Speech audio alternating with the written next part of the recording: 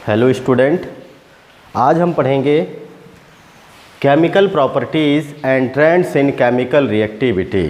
Chemical properties of P block element means nitrogen family of the P block.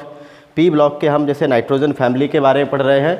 Nitrogen family की chemical properties क्या हैं and their trends in chemical reactivity, और chemical reactivity में किस तरह से वो रिएक्ट करते हैं, किसके साथ रिएक्शन करते हैं, इसके बारे में पढ़ेंगे।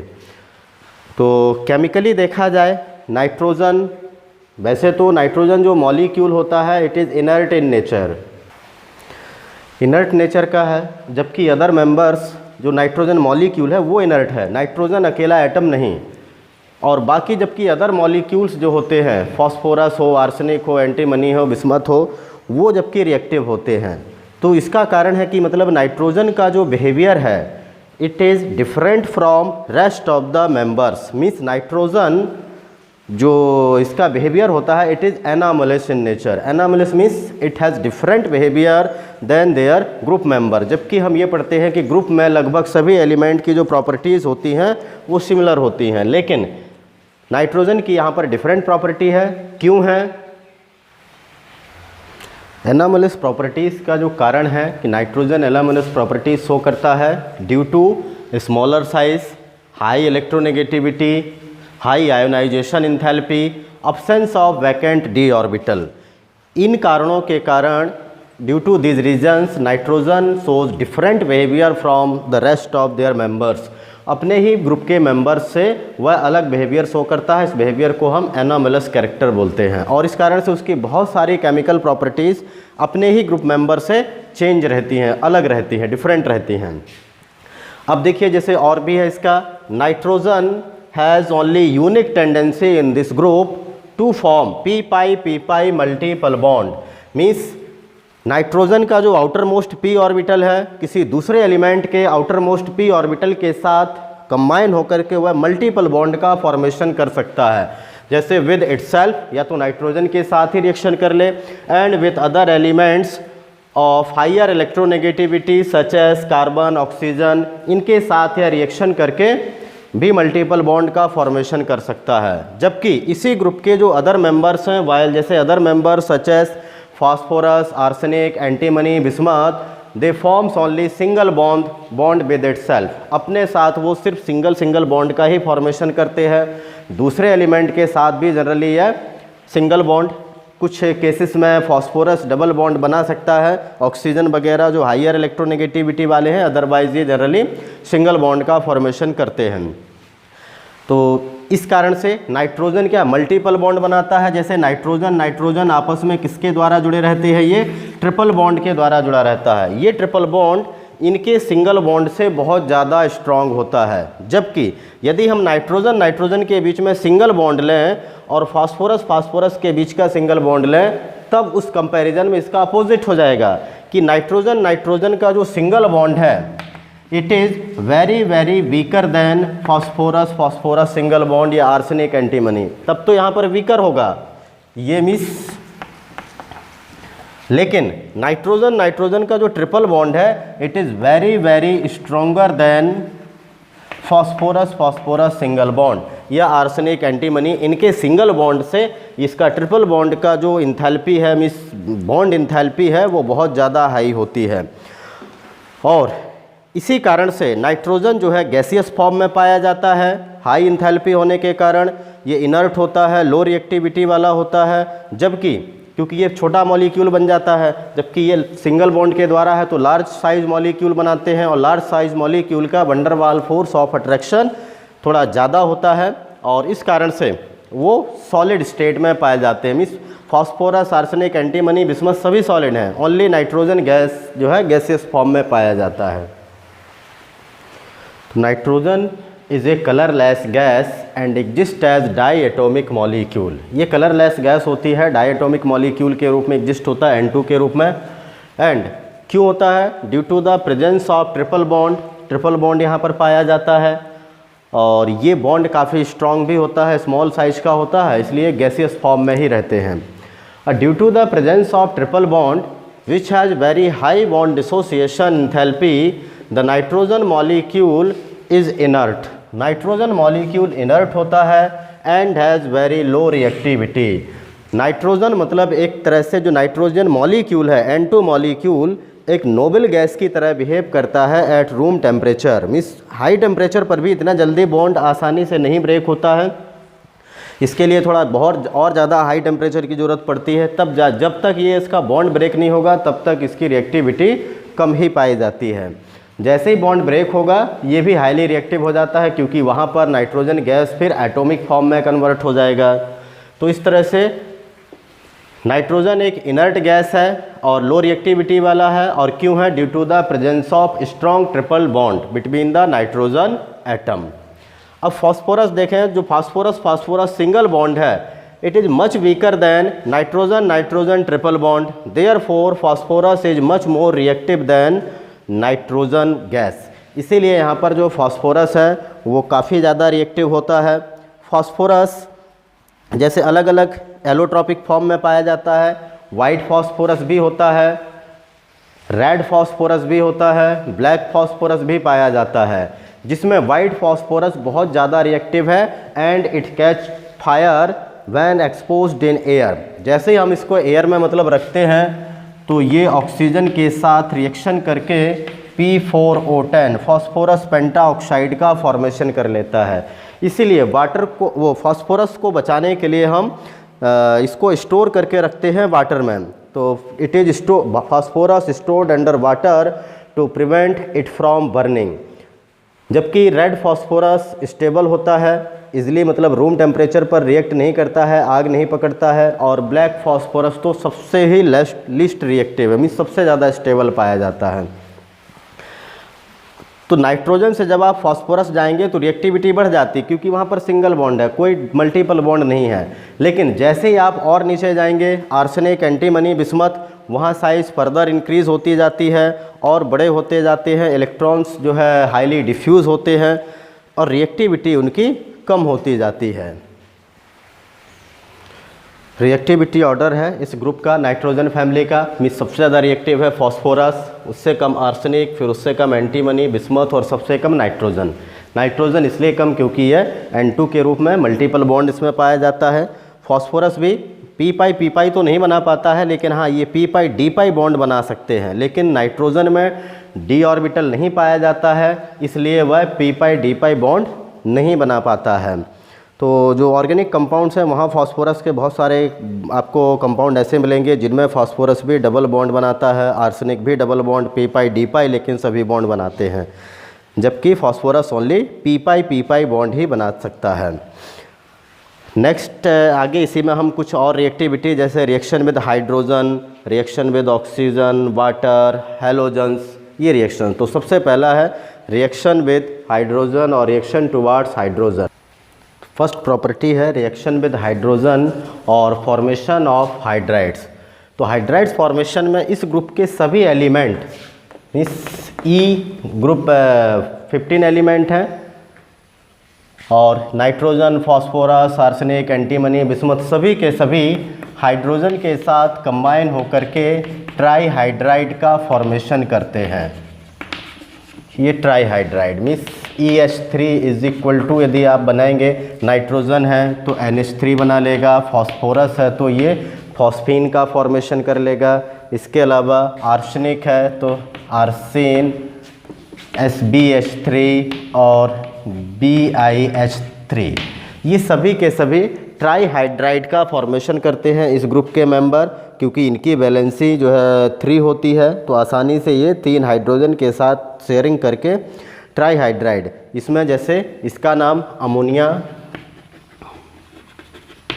PH3 मीन्स फॉस्फीन, ये है आर्सेन, स्टिबिडीन और बिस्मथीन। तो इस तरह से ये ट्राईहाइड्राइड्स। लाइटर एलिमेंट्स जैसे नाइट्रोजन है, फास्फोरस है, आर्सेनिक है, वो इस तरह के एलिमेंट्स भी बनाते हैं, जैसे नाइट्रोजन, फास्फोरस, आर्सेनिक, ये लाइटर एलिमेंट्स हैं। और ये E2H4 ये डाईहाइड्राइड्स का भी फॉर्मेशन करते हैं। मीन्स EH2 के 2 मॉलिक्यूल हैं, जैसे N2H4,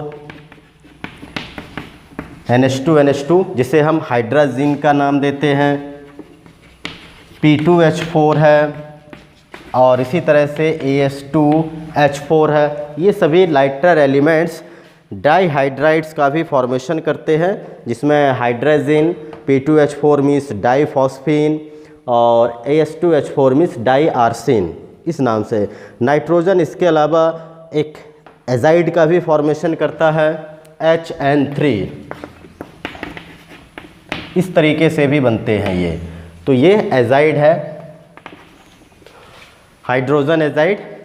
तो ये रिएक्शन विद हाइड्रोजन है, मीन्स लगभग सभी एलिमेंट्स इस ग्रुप के क्या करते हैं, easily react with hydrogen to form trihydrides, corresponding hydrides का फॉर्मेशन करते हैं। कैसे बनते हैं इसके बारे में देखेंगे। Preparation of hydrides. तो हाइड्राइड्स प्रिपरेशन करने के लिए हमें इनके these are prepared by the hydrolysis of binary metal compounds. Binary जो मेटल कंपाउंड्स हैं, इनके जैसे मेटल के साथ नाइट्रोजन के, मेटल के साथ फॉस्फोरस के हैं, आर्सेनिक के हैं, एंटीमनी है, बिस्मथ है, उनका हाइड्रोलिसिस कर दें, या तो वाटर के साथ या फिर डाइल्यूट एसिड्स के साथ। फॉर एग्जांपल जैसे Mg3N2 magnesium nitride when react with water, hydrolyzed with water to form magnesium hydroxide plus NH3। तो इस तरह से ये अमोनिया का फॉर्मेशन हो जाएगा। इसी तरह से यदि हमें फॉस्फोरस बनाना है, फॉस्फीन का फॉर्मेशन करना है, तो कैल्शियम फॉस्फाइड लीजिए और वाटर के साथ हाइड्रोलिसिस कर देंगे, तब ये बना लेगा CaOH का whole twice means calcium hydroxide plus 2PH3 phosphine. तो ये हो गया फॉर्मेशन ऑफ फॉस्फीन। हम इसी तरह से आर्सेन का भी फॉर्मेशन कर सकते हैं। इसके लिए जैसे जिंक आर्सेनाइड ले लें। Zinc arsenide when react with dilute HCl के साथ रिएक्शन कराएंगे तो ये जिंक क्लोराइड का फॉर्मेशन होगा, प्लस साथ में 2 मॉलिक्यूल्स ऑफ आर्सेन बन जाएगा। तो H2O या HCl दोनों के साथ रिएक्शन करने पर ये इनका फॉर्मेशन कर लेते हैं। इसी तरह से बिस्मथीन बनाना है तो उसके लिए हमें मैग्नीशियम बिस्मथाइड ले लें, कैल्शियम बिस्मथाइड ले लें, उनको HCl के साथ रिएक्शन करके हम बिस्मथीन का फॉर्मेशन कर सकते हैं। इसके अलावा बाय जैसे reduction of trichlorides in presence of reducing agent जैसे जिंक एसिड या फिर lithium aluminium hydride except bismuth को छोड़ के बाकी के जो ट्राईक्लोराइड्स हैं, मीन्स इसमें यदि हम कॉमन रिएक्शन लिखेंगे तो ECl3 रिएक्ट विद या तो लिथियम एल्यूमिनियम हाइड्राइड ले लें या फिर ZnHCl, ये दोनों के दोनों रिड्यूसिंग एजेंट हैं। इसको रिड्यूस कर देंगे, मीन्स इसको हाइड्रोजन प्रोवाइड कराएंगे तो ये EH3 बना लेंगे, और साथ में क्लोरीन इनके साथ रिएक्शन करके अलग अलग तरीके से कंपाउंड का फॉर्मेशन कर लेगा। जैसे लिथियम क्लोराइड है और AlCl3 है ETC, इस तरह से कंपाउंड के फॉर्मेशन हो जाएगा। E is equal to aluminium hydride भी यहाँ पर बना सकता है ये, क्योंकि हाइड्रोजन की संख्या ज़्यादा हो जाती है तो हाइड्राइड भी बन सकता है, या एल्यूमिनियम क्लोराइड का भी फॉर्मेशन हो सकता है। फॉर एग्जांपल जैसे एक देखें यहाँ पर ये हम E इज इक्वल टू है नाइट्रोजन, फास्फोरस, आर्सेनिक और एंटीमनी, मीन्स बिस्मथ को यहाँ पर नहीं लेंगे। फॉस्फोरस है जैसे PCl3 को रिएक्शन करा दें lithium aluminium hydride to form PH3 phosphine का फॉर्मेशन कर लेगा और लिथियम क्लोराइड बना लेगा, प्लस एल्यूमिनियम ये भी क्लोराइड का ही जनरली फॉर्मेशन कर लेते हैं। तो ये AlH3 या AlCl3 इस तरह से फॉर्मेशन कर सकते हैं। यहाँ पर बन गया ये फॉस्फीन। ऐसे हम सभी के ही ट्राईक्लोराइड्स लेकर के उनको एक्सप्लेन कर सकते हैं। स्ट्रक्चर इसका देखेंगे किस तरह से ये ट्राईहाइड्राइड्स का स्ट्रक्चर होता है। तो सभी के सभी जो ट्राईहाइड्राइड्स हैं ये कोवलेंट नेचर के होते हैं and they have pyramidal structure, और सभी का स्ट्रक्चर पिरामिडल शेप का होता है। मीन्स E एक यहाँ पर लोन पेयर होता है और ये 3 बॉन्ड फॉर्मेशन करते हैं। तो इस तरह से हाइब्रिडाइजेशन है इसमें sp3, सभी के सभी में sp3 हाइब्रिडाइजेशन होगा, क्योंकि यहाँ पर जो इलेक्ट्रॉन का अरेंजमेंट है वह टेट्राहेड्रल होगा, बट इसके शेप को हम पिरामिडल शेप बोलते हैं, क्योंकि ये सिर्फ 3 ही बॉन्ड पेयर्स का फॉर्मेशन करते हैं।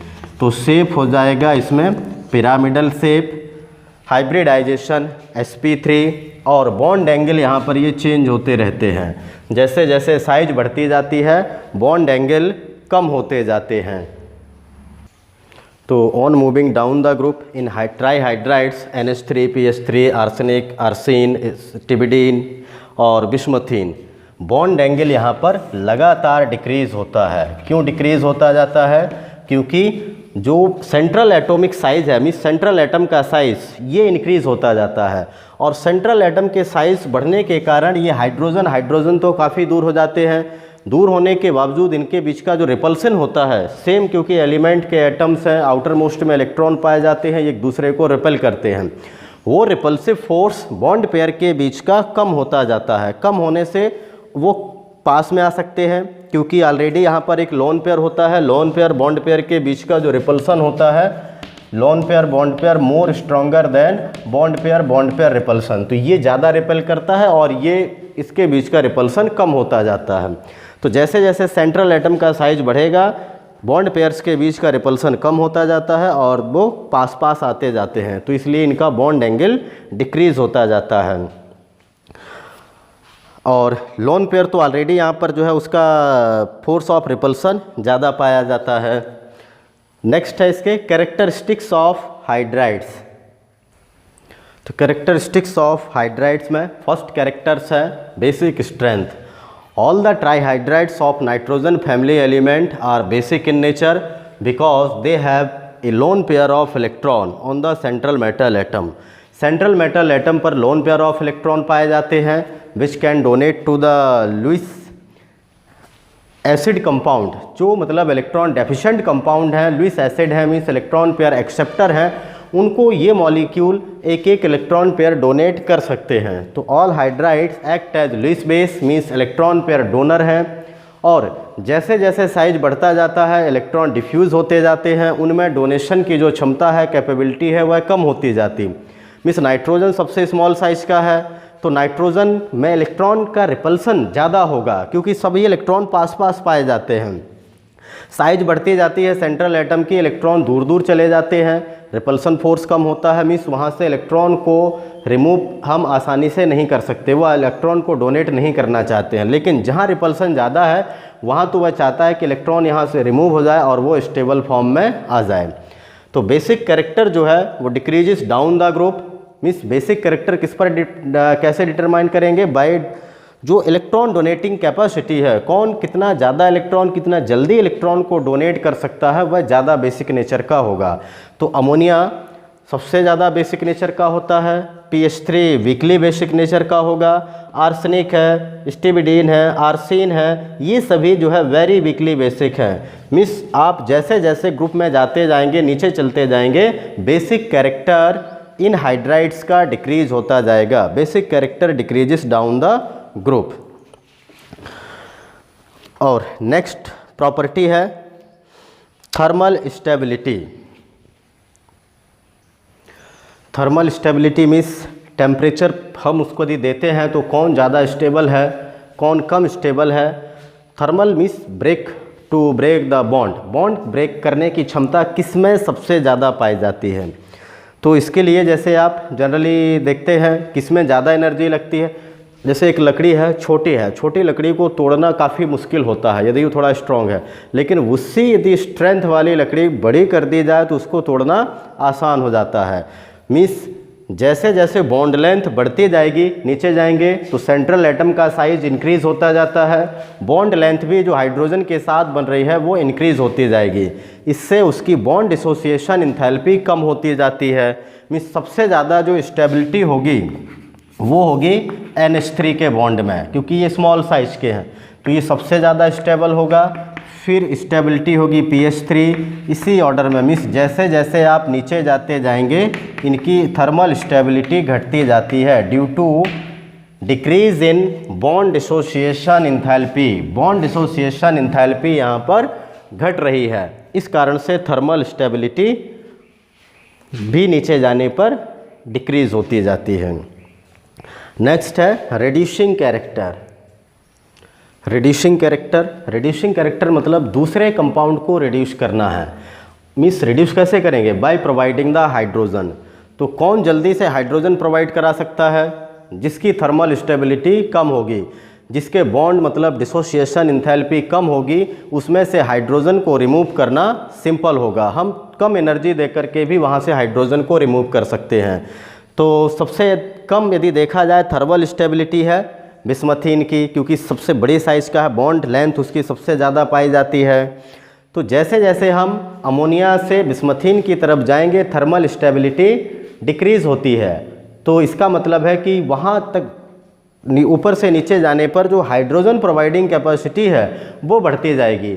मींस यहाँ पर अमोनिया जो होगा वो सबसे वीक रिड्यूसिंग एजेंट होगा, जबकि बिस्मथीन यहाँ पर स्ट्रॉन्ग रिड्यूसिंग एजेंट होगा। तो यदि हम रिड्यूसिंग एजेंट का इसका ऑर्डर देखेंगे तो NH3 सबसे वीक में आएगा, देन फिर PH3 इससे स्ट्रॉन्ग, आर्सिन, स्टिबिडीन और सबसे स्ट्रॉन्ग हो जाएगा यहाँ पर बिस्मथीन। ये reducing character increases down the group, क्योंकि यहाँ पर हाइड्रोजन जो है आसानी से हम रिमूव कर सकते हैं बिस्मथीन से। और इसीलिए नाइट्रोजन ये सिर्फ यदि ये रिड्यूसिंग एजेंट के रूप में हम इसको यूज करना चाहते हैं तो सिर्फ और सिर्फ ये हाई टेम्परेचर पर ही ऐसा पॉसिबल है, क्योंकि हाई टेम्परेचर पर ये हाइड्रोजन को अपने में से रिमूव कर देगा और दूसरे कंपाउंड के साथ, जैसे कॉपर ऑक्साइड के साथ रिएक्शन किया तो कॉपर ऑक्साइड के साथ अमोनिया रिएक्शन करके उसको रिड्यूस कर सकता है। जैसे कॉपर ऑक्साइड है, अमोनिया है, 2 मॉलिक्यूल्स रिएक्शन करेंगे तो ये कॉपर N2 प्लस H2O, इस तरह से ये कंपाउंड का फॉर्मेशन कर लेंगे। ये तभी पॉसिबल है जब हम इसको हाई टेम्परेचर पर रिड्यूस करना चाहेंगे तब। बाकी कंपाउंड्स लो टेम्परेचर पर भी दूसरे मॉलिक्यूल को रिड्यूस कर सकते हैं, तो they act as a good reducing agent and reducing strength increases down the group. Next है बॉइलिंग एंड मेल्टिंग पॉइंट। तो बॉइलिंग एंड मेल्टिंग पॉइंट में ammonia has a higher boiling point than phosphine. Ammonia का boiling point phosphine से ज़्यादा होता है।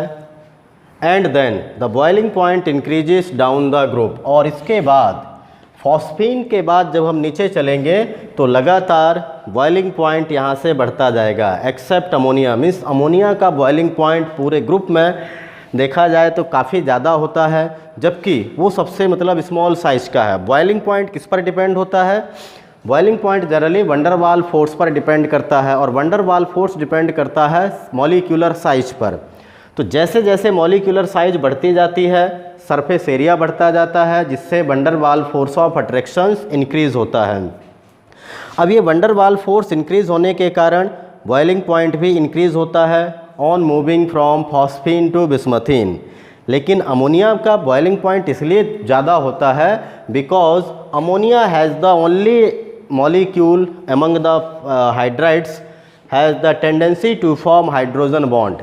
Ammonia में ही सिर्फ क्या होता है, हाइड्रोजन बॉन्ड बनाने की क्षमता होती है, और हाइड्रोजन बॉन्ड होने के कारण इसमें एक तो वंडरवाल फोर्सेस भी होंगे और साथ में हाइड्रोजन स्ट्रॉन्ग बॉन्ड भी होता है, जिस कारण से इसका बॉइलिंग पॉइंट बाकी के मॉलिक्यूल्स के कंपैरिजन में थोड़ा ज़्यादा बढ़ जाता है। मीन्स इनसे तो काफ़ी ज़्यादा हो जाता है, और लेकिन यहाँ तो इससे कम है क्योंकि इनका साइज़ काफ़ी ज़्यादा इंक्रीज़ है, बट इसका सबसे कम होना चाहिए था, लेकिन कम ना हो करके फॉस्फीन के कंपैरिजन में ज़्यादा है। मेल्टिंग पॉइंट इसी तरह से मेल्टिंग पॉइंट पर भी लगभग इफ़ेक्ट पड़ता है इसमें। मेल्टिंग पॉइंट देखें तो पहले ज़्यादा है, फिर कम, फिर थोड़ा सा बढ़ते जा रहा है। बिस्मथीन का अवेलेबल नहीं है उसमें डाटा, और ये सभी टेम्परेचर केल्विन में है। तो melting and boiling point generally increases down the group due to increase in large surface area except ammonia, because ammonia has the tendency to form hydrogen bond, और हाइड्रोजन बॉन्ड बनने के कारण ही इसका boiling point melting point बढ़ जाता है। Next है solubility. तो अमोनिया जो है पूरे हाइड्राइड्स में से only soluble in water because it forms hydrogen bond with water molecule. इनके साथ ये हाइड्रोजन बॉन्ड का फॉर्मेशन कर लेते हैं। लेकिन बाकी के जो फॉस्फीन हैं, आर्सिन हैं, स्टिबिडीन है, बिस्मथीन है, they have no tendency to form hydrogen bond with water, therefore they are insoluble in water. इसलिए वह वाटर में सॉल्युबल नहीं हो पाते हैं। तो ये थे कैरेक्टरिस्टिक्स ऑफ हाइड्राइड्स। हमने देखे यहाँ पर नाइट्रोजन के जो कंपाउंड्स हैं, मीन्स नाइट्रोजन का हाइड्राइड्स है, इसमें एक एबनॉर्मल बिहेवियर होता है in comparison to other hydrides. वो एनामलस बिहेवियर के कारण है। सेकेंड प्रॉपर्टी है reaction with oxygen. Reaction with oxygen और फॉर्मेशन ऑफ ऑक्साइड्स में जो एलिमेंट ऑफ ग्रुप 15 और nitrogen family all combine with oxygen directly और इनडायरेक्टली टू फॉर्म ऑक्साइड्स। हर एक एलिमेंट ग्रुप 15 का ऑक्सीजन के साथ या तो डायरेक्टली कंबाइन होता है या फिर इनडायरेक्टली कंबाइन होकर के ऑक्साइड्स का फॉर्मेशन करते हैं। और जनरली जो एलिमेंट्स हैं when they react with oxygen they form 2 types of oxide, या तो E2O3 टाइप का बनाते हैं या फिर E2O5। मीन्स ये है ट्राई ऑक्साइड और ये है पेंटा ऑक्साइड।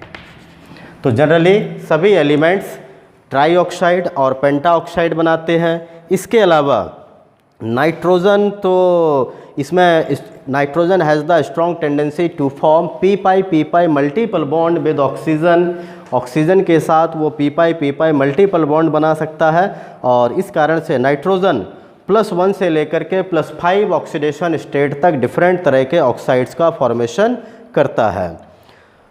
तो हम यहाँ पर देखें कंपाउंड कौन कौन से नाइट्रोजन हैं और फास्फोरस, आर्सेनिक, एंटीमनी, बिस्मथ कौन कौन से ऑक्साइड्स बना सकते हैं।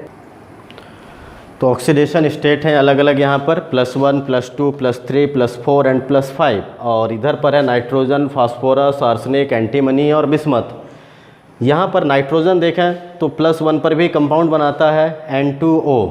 मीन्स नाइट्रोजन के ऑक्सीडेशन स्टेट हैं ये सेंट्रल मेटल एटम के।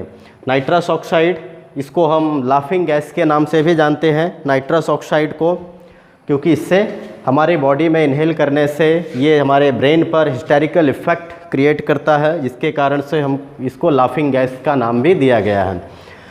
NO है नाइट्रिक ऑक्साइड, ये +2 ऑक्सीडेशन स्टेट पर है nitrogen. Die nitrogen try oxide means N2O3 +3 oxidation state है। +4 पर भी नाइट्रोजन कंपाउंड बनाता है ऑक्सीजन के साथ, डाई नाइट्रोजन टेट्रा ऑक्साइड। +5 पर भी है N2O5 डाई नाइट्रोजन पेंटा ऑक्साइड।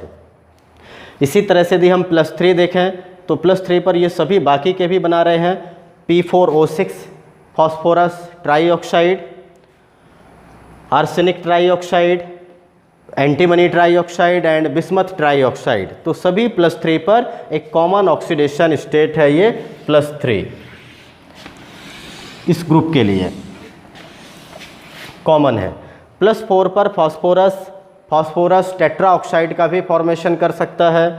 और इसी तरह से +5 ये भी एक कॉमन है, क्योंकि यहाँ पर सभी के सभी मेंबर इस ग्रुप के क्या करते +5 पर भी अपने ऑक्साइड्स का फॉर्मेशन कर सकते हैं। N2O5 phosphorus penta oxide, arsenic penta oxide, antimony penta oxide and bismuth penta oxide.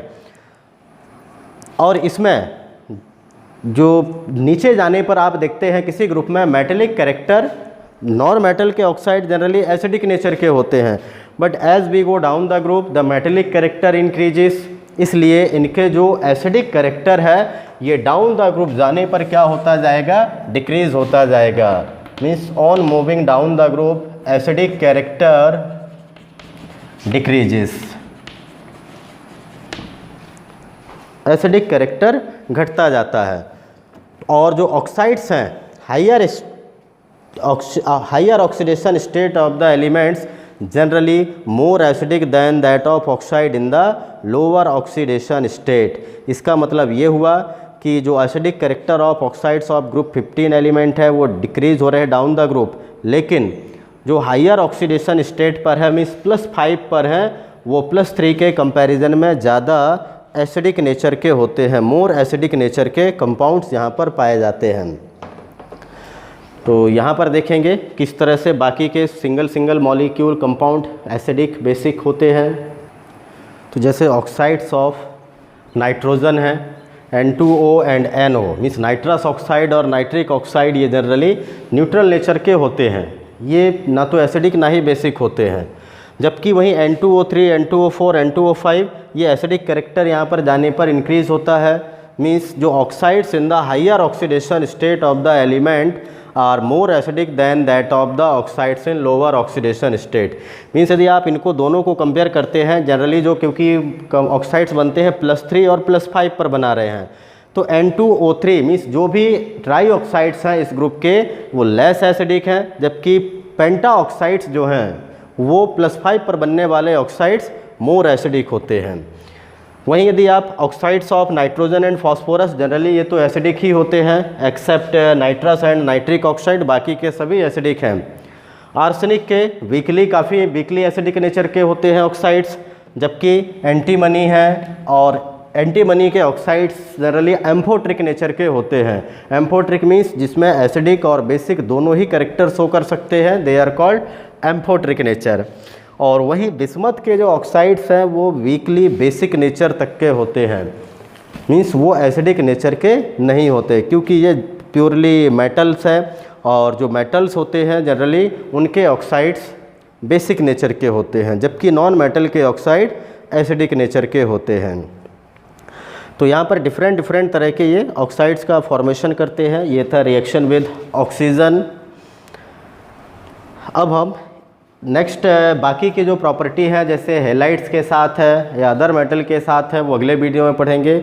आज के इस वीडियो में इतना ही। Thank you, have a nice day.